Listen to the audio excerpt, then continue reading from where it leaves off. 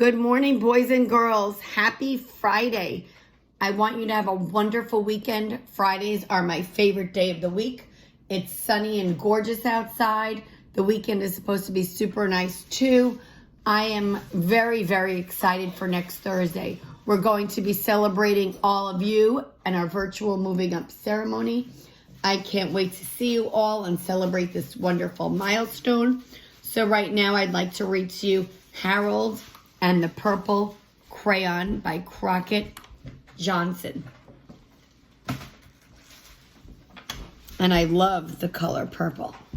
So here we go. See all the things he creates.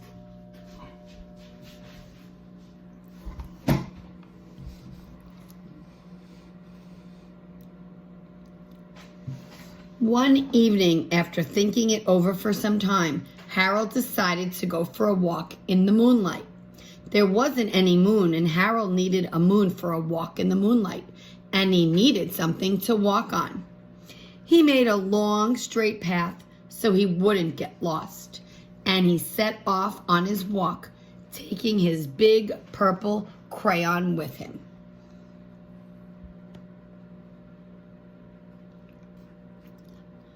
But he didn't seem to be getting anywhere on the long, straight path. So he left the path for a shortcut across a field, and the moon went with him. The shortcut led right to where Harold thought a forest ought to be.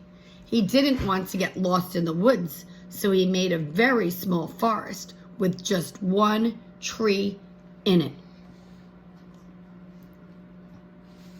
It turned out to be an apple tree. The apples would be very tasty, Harold thought, when they get red.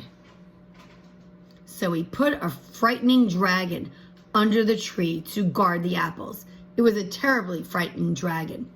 He even frightened Harold. He backed away. His hand holding the purple crayon shook.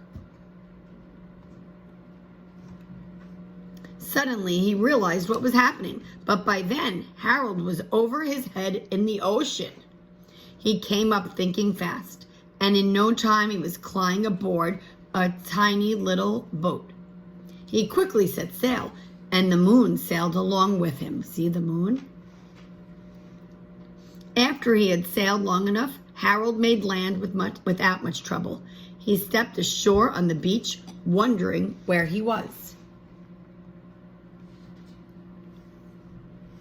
The sandy beach reminded Harold of picnics, and the thought of picnics made him hungry, so he laid out a nice, simple picnic lunch. There was nothing but pie, but there were all 9 kinds of pie that Harold liked best. When Harold finished his picnic, there was quite a lot left. He hated to see so much delicious pie go to waste. So Harold left a very hungry moose, deserving porcupine, to finish it up. And off he went, looking for a hill to climb to see where he was. Harold knew that the higher up he went, the farther he could see. So he decided to make the hill into a mountain. If he went high enough, he thought, he could see the window of his bedroom.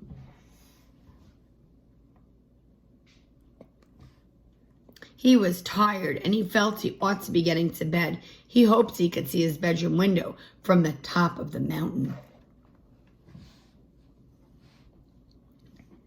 But as he looked down over the other side, he slipped, and there wasn't any other side of the mountain. He was falling in thin air.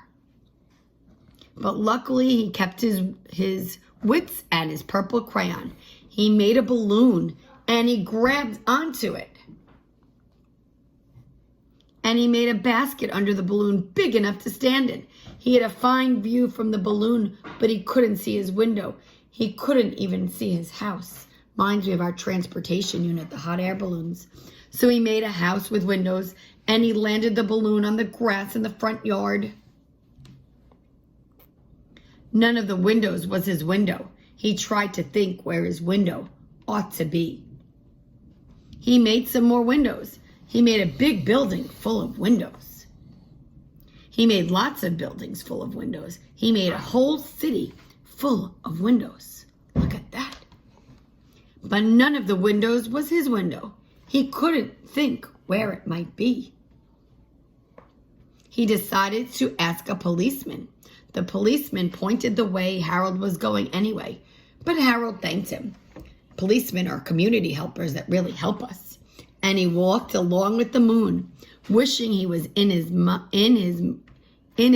and in his bed. Then suddenly, Harold remembered. He remembered where his bedroom window was when there was a moon. It was always right around the moon. And then Harold made his bed. He got in and he drew up the covers.